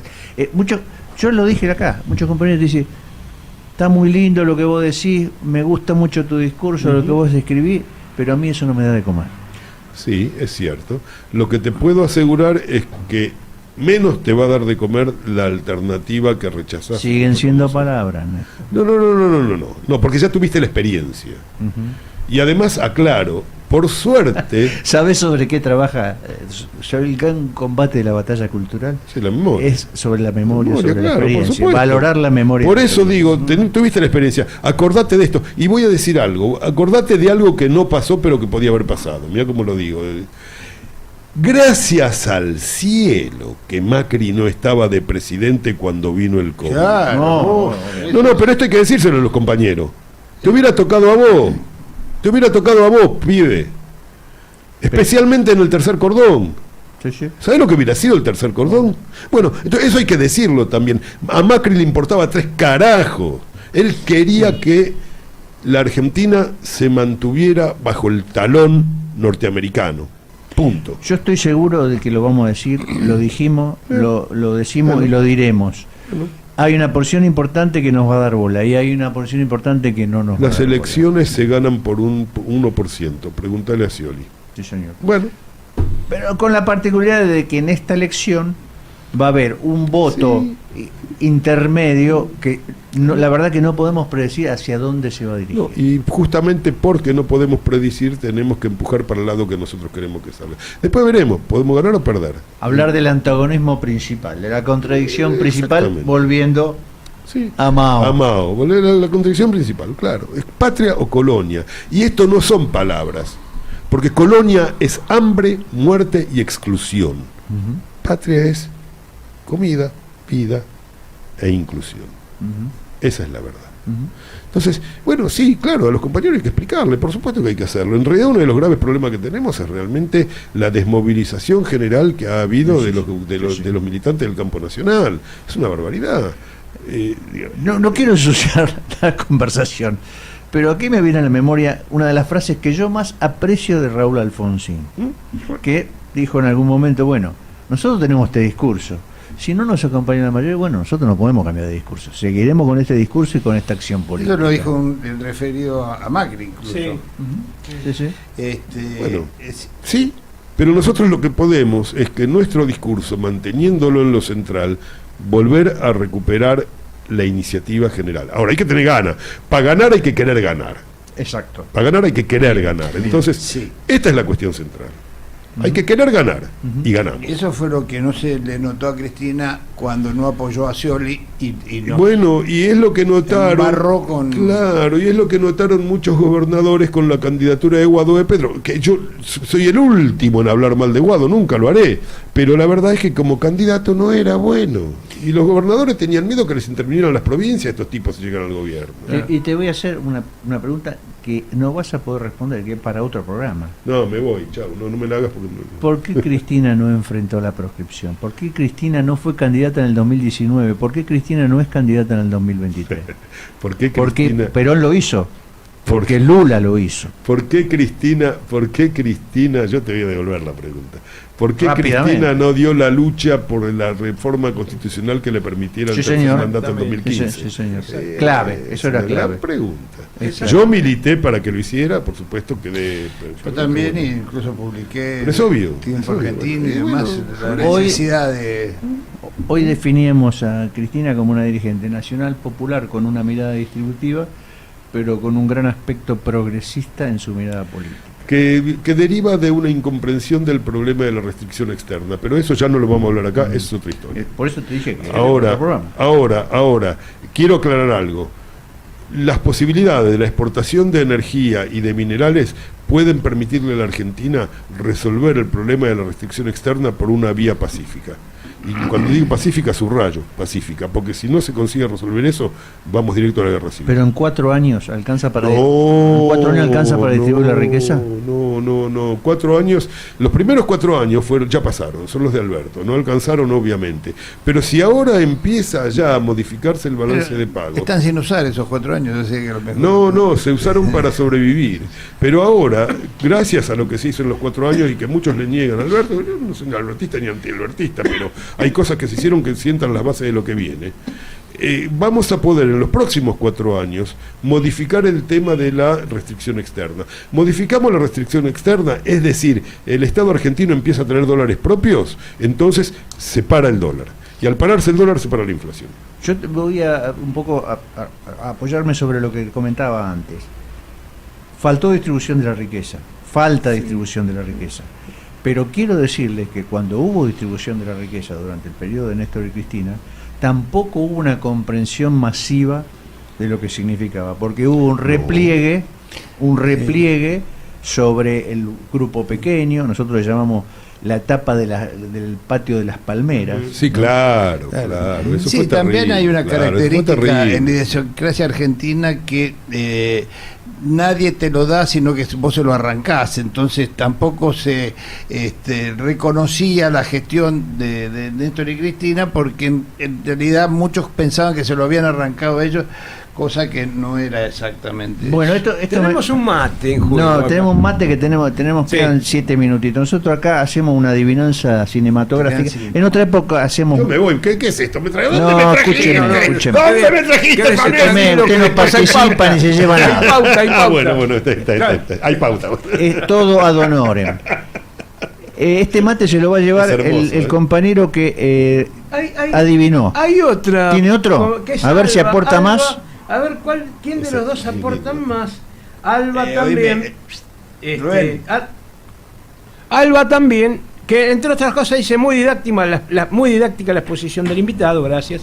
Bueno, pero hay una previa que dice, bueno, ya damos la incógnita. Alba dice, Cazadores de Utopía, 1996, David Blaustein, el director. Bueno, es lo mismo que respondió otro compañero muchísimo antes. Muchísimo ¿Qué hora antes, tiene me usted parece de que ganó Alba? por tiempo. Alba lo mandó a las 13:39. Bueno, ¿qué programón? Dice Silvia, felicitaciones. ¿Un gobierno de transición? Pregunta. ¿Y formar líderes de verdad desde las bases? Dice Silvia. Bueno, Sí, podría ser, es puede ser. Pero un hoy buen camino. ya cerramos lo del mate. El mate se lo ganó el compañero Juan de Villaluro que se ganó el respondió mate. antes. Ya van 2 mates seguidos que gana Juan de ¿Y Villaluro. tenemos con quién mandárselo? Sí, señor, tenemos con quién mandárselo. Cazadores de Utopía, una película del 96 dirigida por David Coco Blaustein. Yo Gran lo conocí amigo, bastante. gran amigo sí, mío. Buen compañero. Gran compañero. Falleció bastante joven, ¿no? Muy joven. Furioso hincha de River. Sí, Bueno, ese es con el razón, único defecto. lo el conocía único tanto defecto usted. Acá le quiero decir que acá somos mayoría de los hinchas de Argentinos Juniors en la mesa de hoy. le quiero aclarar. Somos mayoría de 2. Sí, sí.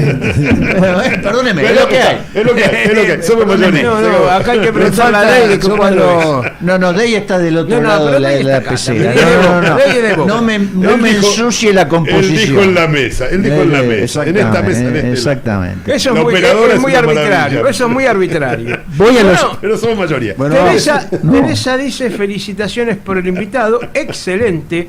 El flaco Néstor dice súper interesante el reportaje a Néstor Borojowski, un gusto escucharlo y escucharlos. Bien.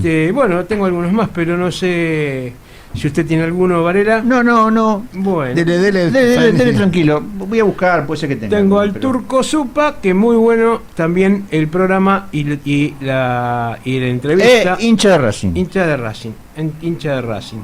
Y ahora alguno más tenía, pero lo perdí. Bueno, Bueno, yo voy. sí. Antonio Caseros, que es una especie de columnista político que tenemos, un compañero. Por desgracia para los argentinos, en especial para el peronismo popular, nos encontramos afrontando, resistiendo una política cuasi democrática, dominada por el gran poder de las élites económicas, muy fortalecido, que aunque habiendo transcurrido gobiernos populares, muy pocos han podido confrontar tal dominación con decisiones políticas estructurales de cambio. Muy interesante siempre lo que dice Antonio. Yo voy a lo que plantea Cazadores de Utopía. Es una entrevista muy grande a compañeros de la década del 70, que muchos hablan de que lo que ellos buscaban era una utopía. Yo, la verdad que no sé si era una utopía, era en todo caso un proyecto que se encontró con un fracaso provisorio, un enemigo muy poderoso, nacional e internacional, que interrumpió un proceso popular. ¿Que hubo errores, por supuesto, los errores los analizamos nosotros, no los analiza el enemigo, eso que quede bien claro. Puertas adentro. Pero no quiere decir que se haya cerrado esa etapa, ni la calidad de esa militancia se pueda volver a reproducir. Yo creo que se puede volver a reproducir. Yo creo que las nuevas generaciones, no criadas durante el menemismo, porque mucha de la dirigencia actual era una generación formada durante la época de Menem, ¿no? Que tienen 40, 50 años, esa es la verdad. Las nuevas generaciones son generaciones que se van a haber formado entre el 2001 y el 2023, como es la actualidad. Son generaciones que por ahí ahora están llegando a los 20, 25, 30 años. Son las futuras generaciones, ¿no? Que hay algunos exponentes ya apareciendo en la política. Yo confío en eso. En ese sentido soy optimista. Confío que esas generaciones van a terminar rescatando muchas de esas cosas, por supuesto, que en otro texto y en otro contexto, ¿no? Bueno, Néstor, muchísimas gracias por haber estado con nosotros. Seguramente te invitaremos de vuelta, porque ellos están demandando los oyentes, las oyentes. Bueno, está bien, fue un placer. Nada, no tengo más que decir, fue un placer, fue un gusto. Se lo debía mucho al amigo Rubén y veo que parece que he cumplido, me alegra mucho. Gracias, yo también me sumo a los agradecimientos por que has venido. Bien. Muchas Néstor, gracias, Néstor. Bueno, y nos vemos jugando con el Fluminense en la cancha. ¿Usted va a la cancha? No voy a ir esta vez, no voy a ir. Incluso están vendiendo pasajes a Río de Janeiro. No voy a ir. Pero yo lo voy a seguir ese partido. Va a ser un partido jodido. Lo van a seguir los hinchas de River de Boca, perdóneme. Que están esperando que perdamos. O que ganemos. Ellos quieren que ganemos porque ya se comieron 5 con Fluminense. Entonces están esperando que. Ojo que no es un partido fácil. No, pero la historia nos favorece, jugamos 4 veces con Fluminense. De repente, 2 veces le ganamos. De repente sobra el tiempo en este programa. Cuando el tema futbolístico se hace interesante. Hablamos después.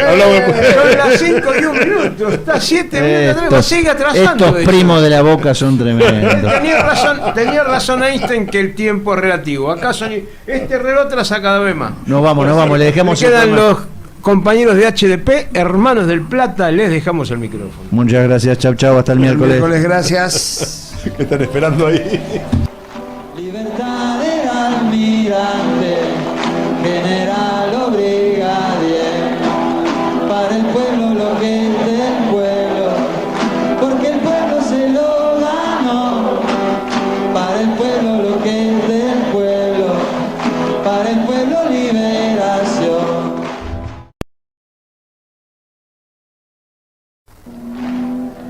Libertad era un asunto mal manejado por 3. Libertad del almirante, general o brigadier, para el pueblo lo que es del pueblo, porque el pueblo... Bueno, último bloque para el pueblo, que del pueblo quedó pendiente una pregunta, como yo digo, modo real, A ver. no tanto, porque, a ver, unos compañeros en la época de Perón, en la época de la Resistencia fue, ¿no? En realidad. Fue antes del retorno de Perón. Antes del retorno de Perón, fueron enviados a China. Así es. No sé si fueron enviados o fue una iniciativa de ellos. No, había circulación de dirigentes que iban, incluso de distintas características políticas. A los maoístas chinos, a los maoístas argentinos, Mao les dijo algo. Eso es lo que vos querés escuchar que le dijo. Sí, quiero poner en contexto las cosas. Vamos a recurrir a Cristina, contexto. La Revolución China se produce en 1949, Así es. en el medio del gobierno de Perón, ¿no? Ujú. Entonces no era cualquier cosa, era una cosa muy trascendente a nivel internacional y por supuesto Perón la tomó, ¿no? Ujú. ¿Y vos qué me decías que esos amigos peronistas? No, peronistas no, lo que pasó fue que una delegación vamos a decirlo con propiedad, dicen, pero sabemos que es verdad, que en un grupo de antiguos comunistas que se habían pasado al Partido Comunista Revolucionario por una vía guevarista, fueron a consultar, porque ellos se consideraban maoístas, curiosamente, porque Mao seguía reivindicando a Stalin. O sea, era una ala izquierda del Partido Comunista que era stalinista, ¿no? Entonces van a verlo a Mao y a pedirle consejo. Consiguen, digamos, una entrevista, no sé cómo fue, pero China estaba muy aislada en esa época, así que agarraba con todo el mundo. Esto fue más o menos hacia el año 70-71. No conozco bien la fecha. Y Mao lo que les dijo es que en la Argentina los trabajadores son peronistas, yo que ustedes soy peronista. Eso es lo que les dijo. Efectivamente dijo eso Mao Zedong. Ahora bien, así como yo no confío en el chino que viene a preguntarme a mí qué tiene que hacer en China, yo creo que tampoco hay que confiar en Mao Zedong de lo que hay que hacer en la Argentina. Sigo la premisa de Jauretche otra vez, con mis paisanos. Y desde mis paisanos vamos a salir adelante. Que por otra parte, lo único que puede aconsejar Mao es eso. La verdad, lo único que podía aconsejar era eso. Volviendo al modo serio. No, cagamos, estaba tan bueno esto. No. Perdón. ¿Qué es la ruta de la seda?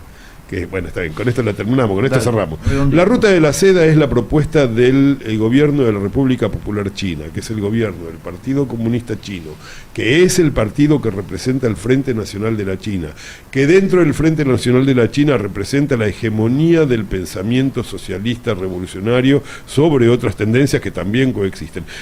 Todo ese bloque le hace una propuesta al mundo. ¿En qué momento? En el momento en que la China empieza a darse cuenta de que le resulta imposible coordinar permanentemente sus políticas con las del Estado norteamericano. En ese momento. ¿Año? A principios de la década, a principios del siglo XXI, más o menos. Ahí empieza a cocinarse esta cuestión. Es una cosa que se cocina a largo. No se olviden, los chinos piensan en muchos tiempos, piensan en tiempos largos. O sea, 10 años para ellos es nada. Entonces, esto empiezan a calcularlo y a programarlo en 2001, 2010, más o menos, por esa, en la década del 2001-2010. Y lo que ellos dicen es sencillamente, nosotros estamos acumulando riqueza, no acumulamos riqueza por acumular, acumulamos riqueza para que se invierta productivamente y vamos a hacer acuerdos en los cuales nos comprometemos a no meternos adentro con partidos políticos locales como si fueran un partido local que en realidad siguen adelante nuestras propuestas, que es el modo que actúa el imperialismo. El imperialismo actúa así, o sea, hay partido político en la Argentina que todo el mundo sabe que en realidad son partidos de la embajada norteamericana, pero son partidos argentinos. Bueno, los chinos no hacen eso, te lo dicen además, te lo dicen abiertamente. Y vamos a ver qué podemos hacer en común para beneficiarnos los dos. Bueno, esto es una propuesta general. Bueno, la ruta de la seda, el programa de la ruta de la seda y la franja de la seda, como programa global, La ruta y la franja. la ruta y la franja, es la materialización planificada de esta propuesta. O sea, es una propuesta civilizatoria nueva. Pero la ruta de la seda no es de ahora, es milenaria. La ruta es milenaria. Ah, vos querías el origen de la ruta de la seda. Ah, Un poquito del origen. el origen es breve, lo hago muy breve. El origen son los locos que se iban en caravana por el desierto porque sabían que del otro lado, los que estaban del otro lado, en la otra punta, no sabían cuánto había costado producir lo que llevaban y sacaban una guita infernal, si llegaban vivos. Si llegaban vivos. Entonces era una aventura. La ruta de la seda no es como la ruta 66 que tiene un solo rumbo. No, la ruta de la seda son las distintas, porque además como es milenario, ha ido cambiando. Hasta la ruta 9 cambió en Argentina, de lugar por donde transitaba. No, la ruta de la seda ha cambiado mucho y en gran medida, no nos vamos a extender ahora porque ya cierra el programa, pero en gran medida la historia central es la historia de cuáles fueron los caminos privilegiados de la ruta de la seda. O sea, por donde transitaba la ruta de la seda era, de alguna manera, uno de los elementos fundamentales en la historia de Asia Central. Pero no nos vamos a meter en eso. Lo concreto es que, efectivamente, es toda una serie de rumbos, y por eso lo toman los chinos como ejemplo, porque dicen, todos estos rumbos distintos que conforman esta ruta de interconexión euroasiática y africana, porque ellos agregan África ahora, los vamos a desarrollar entre todos para beneficio mutuo. Esta es la propuesta de la ruta. Una propuesta multipolar o multilateral. Una propuesta multipolar, a diferencia de la propuesta de la acumulación, por la acumulación misma, que es necesariamente unipolar. Y bueno, y eso termina en colisión. Son dos propuestas civilizatorias. Esta es la verdad. Y es ahí donde vamos a ver cosas sorprendentes como los acuerdos de Arabia Saudita e Irán. Sí. Y otros acuerdos Y digo más. Ahora, el apoyo de la China al gobierno capitalista burgués argentino frente al gobierno capitalista burgués norteamericano a través del FMI, ese apoyo es tan increíble desde el punto de vista de la geopolítica mundial como el acuerdo entre Irán y Arabia Saudita. Nadie se da cuenta de que estamos siendo protagonistas de lo que está pasando. La cuestión es avivarse para poder aprovecharlo en favor de uno, pues nosotros ya somos protagonistas, estamos atravesados por esta transformación civilizatoria y seríamos muy tontos realmente los argentinos, cosa que no creo que vamos a hacer, porque no creo que seamos tontos, en desperdiciar esta oportunidad regalándole a los partidarios de la unipolaridad locales la posibilidad de gobernarnos en el año 2023. Hay mal pensados en la Argentina que están convencidos de que Massa en realidad es un elemento que está jugando Estados Unidos para generar en la Argentina un entente de dos partidos que se puedan suplantar en el gobierno. Lo que dijo Stanley. Stanley ponía en ese lugar a Larreta. No, y a Larreta y a Massa. O sea, necesita. No. A Larreta y a Massa necesitaban una pata peronista hasta pata. Eso es gente mal pensada. Lo que pasa es que la gente mal pensada piensa que estamos en el año 1994. Piensa que estamos en el Pacto de Olivos, piensa que se va a reconstruir el partido único de la dependencia, que fue el Acuerdo de Olivos y todo lo que vino después. O sea, radicales o peronistas da lo mismo, todos colonia. El problema es que en ese momento quizás, yo no estoy de acuerdo con esto que voy a decir, pero quizás alguien podía decir, bueno, no hay otra opción, los norteamericanos son los dueños del mundo. Que es un poco lo que dijo Menem cuando dijo, ¿y qué quiere que le haga? Estaba Thatcher del otro lado. Bueno, muy bien. No voy a discutir eso porque no estoy de acuerdo, pero había mucha gente que pensaba eso. Bueno, ganaron los yanquis, hermano, hay que acomodarse a eso. Exacto. Bueno, ahora los yanquis están perdiendo, así que no hay manera de acomodarse a eso. Pero vos crees que se dieron cuenta? ¿Quién? Un gran parte de la dirigencia, estoy hablando en serio. No, claro que no, justamente y que Massa puede llegar verdaderamente, si llegase al gobierno, no sé si a comprender cómo se debería desarrollar. Yo le voy a decir al punto que se considera que los yanquis están perdiendo, que hay muchos que sostienen a nivel internacional que el COVID-19 es un invento yanqui para reordenar el sistema capitalista. Voy a decir la verdad de eso. Lo que pasa es que los yanquis inmediatamente le echaron la culpa a los chinos y los chinos inventaron una cuestión que era que estaba trabajándose en una base norteamericana. Pero la verdad, las olimpiadas de los militares. Sí, pero la verdad es que fue un chino boludo que agarró y compró carne podrida que estaba infectada y cagamos todo. Creía que era un murciélago el culpable. No sé si esa es la verdad, porque hubo otros como Soros que lo habían anticipado también. Así que hay que... No, bueno, está bien. Lo que pasa es que sí, efectivamente, lo que pasaba es que Soros se dio cuenta de que en un mundo tan interconectado, cualquier enfermedad nueva iba a ser una pandemia. Pero como esta en particular empezó en Wuhan con un chino estúpido que compró carne que no debe haber comprado. Porque además se sabía que había virus de este tipo circulando entre esos animales. Y el tipo compró igual. Así, la cosa es así. No le voy a echar una versión. Bueno, la versión que yo creo, la que tiene a mi modo de ver más sustento científico. Pero de todas maneras también es posible el hecho de que se pueda discutir esto que vos decís. Marca efectivamente que hay una sensación clara de decadencia. Por algo es creíble, ¿es cierto? Claro, por algo es creíble. Sí. Igual, yo lo que dice Rubén, yo creo que yo no deposito en Massa la confianza en la interpretación de la decadencia norteamericana. Yo creo que eso lo deposito en Cristina. Yo creo que Cristina entiende eso. Por eso el rol de Cristina en todo este acuerdo está muy discutido, ¿no? Algunos nos dicen, bueno, pero Cristina es la que manda. Bueno, sí, está bien, pero nosotros somos compañeros y podemos entender la política y discutirla. Entonces nos gusta elucubrar, pensar, juzgar elementos, poner elementos en el tablero y pensar cuál es la posición de Cristina. Al mismo tiempo, y esto hay que valorarlo, si Juan Graboy puede tener una colectora en esto, también es evidentemente una decisión de Cristina, ¿no? Sí. Un acuerdo, por lo menos.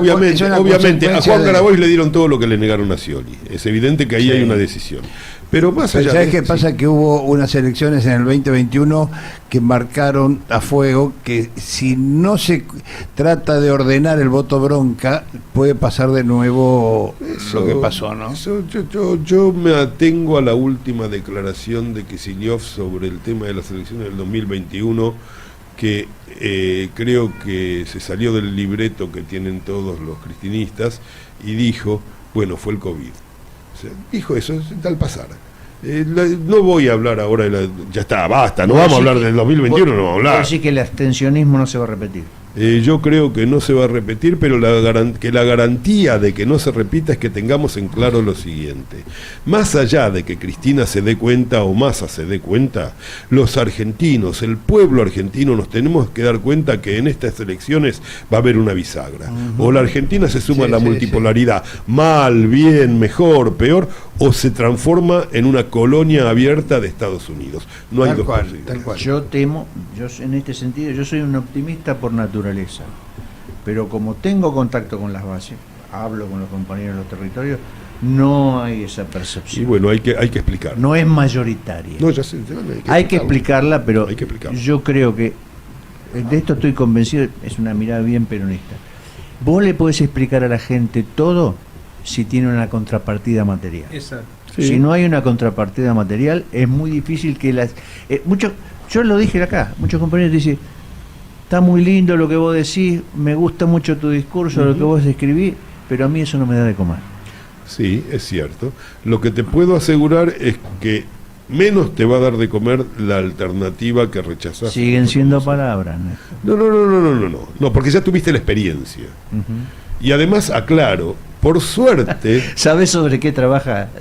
Sobre el gran combate de la batalla cultural. Sí, la memoria. Es sobre la memoria, sobre claro, la por experiencia. supuesto. Valorar la memoria. Por eso digo, tuviste la experiencia. Acordate de esto. Y voy a decir algo. Acordate de algo que no pasó, pero que podía haber pasado. Mira cómo lo digo. Gracias al cielo que Macri no estaba de presidente cuando vino el COVID. Claro, No, pero esto hay que decírselo a los compañeros. Te hubiera tocado a vos. Te hubiera tocado a vos, pibe. Especialmente en el tercer cordón. Sí. ¿Sabés lo que hubiera sido el tercer cordón? Bueno, entonces eso hay que decirlo también. A Macri le importaba 3 carajos. Él quería que la Argentina se mantuviera bajo el talón norteamericano. Punto. Yo estoy seguro de que lo vamos a decir, lo dijimos, lo decimos y lo diremos. Hay una porción importante que nos va a dar bola y hay una porción importante que no nos va a dar Las elecciones se ganan por un 1%. Pregúntale a Scioli. bola. Sí, señor. Bueno. Pero con la particularidad de que en esta elección va a haber un voto intermedio que la verdad que no podemos predecir hacia dónde se va a dirigir. No, y justamente porque no podemos predecir, tenemos que empujar para el lado que nosotros queremos que salga. Después veremos, podemos ganar o perder. Hablar del antagonismo principal, de la contradicción principal, Exactamente. volviendo Sí. a Mao. A Mao, volver a la contradicción principal, claro. Es patria o colonia. Y esto no son palabras, porque colonia es hambre, muerte y exclusión. Patria es comida, vida e inclusión. Esa es la verdad. Entonces, bueno, sí, claro, a los compañeros hay que explicarle, por supuesto que hay que hacerlo. En realidad uno de los graves problemas que tenemos es realmente la desmovilización general que ha habido de los militantes del campo nacional. Es una barbaridad. No quiero ensuciar la conversación, pero aquí me viene a la memoria una de las frases que yo más aprecio de Raúl Alfonsín, que dijo en algún momento, bueno, nosotros tenemos este discurso, si no nos acompaña la mayoría, bueno, nosotros no podemos cambiar de discurso, seguiremos con este discurso y con esta acción política. Eso lo dijo el referido a Macri incluso. Sí.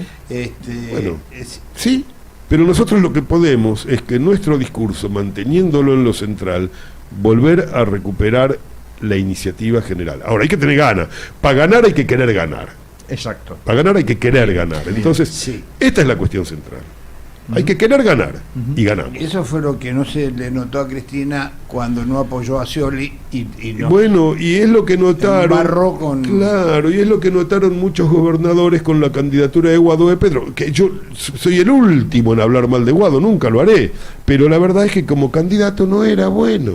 Y los gobernadores tenían miedo que les intervinieran las provincias estos tipos si llegan al gobierno.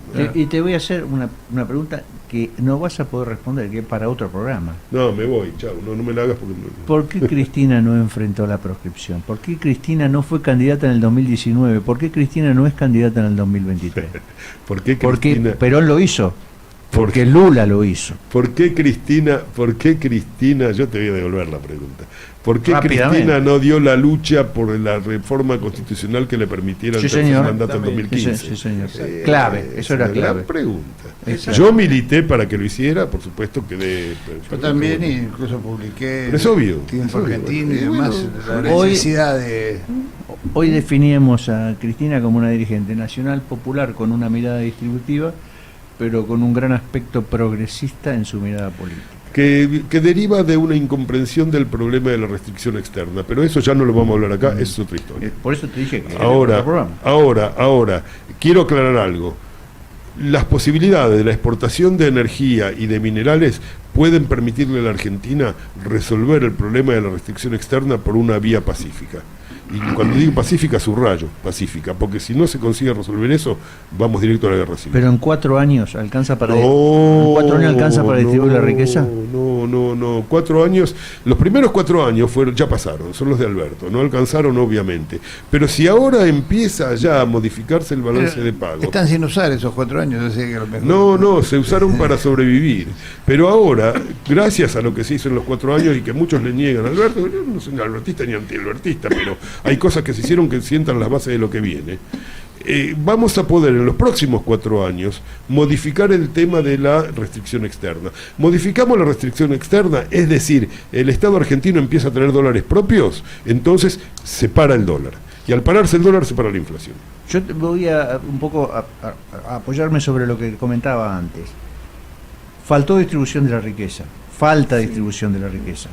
Pero quiero decirles que cuando hubo distribución de la riqueza durante el periodo de Néstor y Cristina, tampoco hubo una comprensión masiva de lo que significaba, porque hubo un repliegue sobre el grupo pequeño, nosotros le llamamos la etapa del patio de las palmeras. Sí, claro. Eso Sí, fue también terrible, hay una claro, eso fue característica terrible. en la idiosincrasia argentina que nadie te lo da, sino que vos se lo arrancás. Entonces tampoco se reconocía la gestión de Néstor y Cristina, porque en realidad muchos pensaban que se lo habían arrancado ellos, cosa que no era exactamente. Bueno, esto Tenemos un mate en juego. No, acá. tenemos un mate que tenemos Sí. quedan 7 minutitos. Nosotros acá hacemos una adivinanza cinematográfica. Quedan En otra época hacemos... Yo me voy, ¿qué es esto? ¿Dónde No, me trajiste? escúcheme. ¿Dónde me trajiste, Quédese Manuel? tranquilo, Usted que no después hay participa pauta. ni se lleva nada. Hay pauta, hay pauta. Bueno, está. Hay pauta. Es todo ad honorem. Este mate se lo va a llevar Es hermoso, el compañero que Hay- adivinó. Hay otra. ¿Tiene otro? Que es A ver si aporta Alba. más. A ver, ¿quién de los dos aportan lindo. más? Alba Oíme, también. Rubén. Alba también, que entre otras cosas dice muy didáctica la exposición del invitado, gracias. Bueno, pero hay una previa que dice... Bueno, ya damos la incógnita. Alba dice, Cazadores de Utopía, 1996, David Blaustein, el director. Bueno, es lo No mismo sé, que respondió otro compañero muchísimo antes. muchísimo ¿Qué hora antes. tiene Me usted parece de que Alba? ganó por tiempo. Alba lo mandó a las 13:39. Bueno, ¿qué programón? Dice Silvia, felicitaciones. ¿Un gobierno de transición? Pregunta. ¿Y formar líderes de verdad desde las bases? Dice Silvia. Bueno, Sí, podría ser eso. puede ser. Pero un hoy buen camino. ya cerramos lo del mate. El mate se lo ganó el compañero Juan de Villaluro que se ganó el respondió mate. antes. Ya van 2 mates seguidos que gana Juan de y Villaluro. tenemos con quién mandárselo. Sí, señor, tenemos con quién mandárselo. Cazadores de Utopía, una película del 96 dirigida por David Coco Blaustein. Yo Gran lo conocí amigo, bastante. gran amigo sí, mío. Buen compañero. Gran compañero. Falleció bastante joven, ¿no? Muy joven. Furioso hincha de River. Sí, Bueno, ese es con el razón, único defecto. lo el conocía único tanto defecto. usted. Acá le quiero decir que acá somos mayoría de los hinchas de Argentinos Juniors en la mesa de hoy. le quiero aclarar. Somos mayoría de dos. Sí, sí.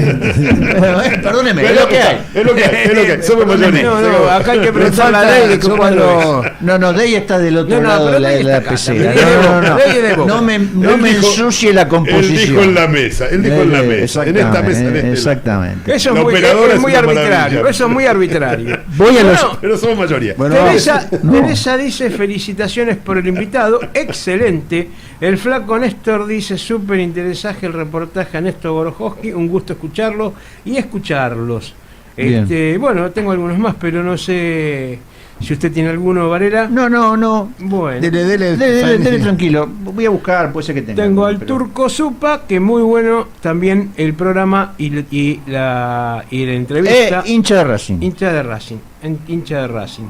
Y ahora alguno más tenía, pero lo perdí. Bueno, Bueno, yo voy. sí. Antonio Caseros, que es una especie de columnista político que tenemos, un compañero. Por desgracia para los argentinos, en especial para el peronismo popular, nos encontramos afrontando, resistiendo una política cuasi democrática, dominada por el gran poder de las élites económicas, muy fortalecido, que aunque habiendo transcurrido gobiernos populares, muy pocos han podido confrontar tal dominación con decisiones políticas estructurales de cambio.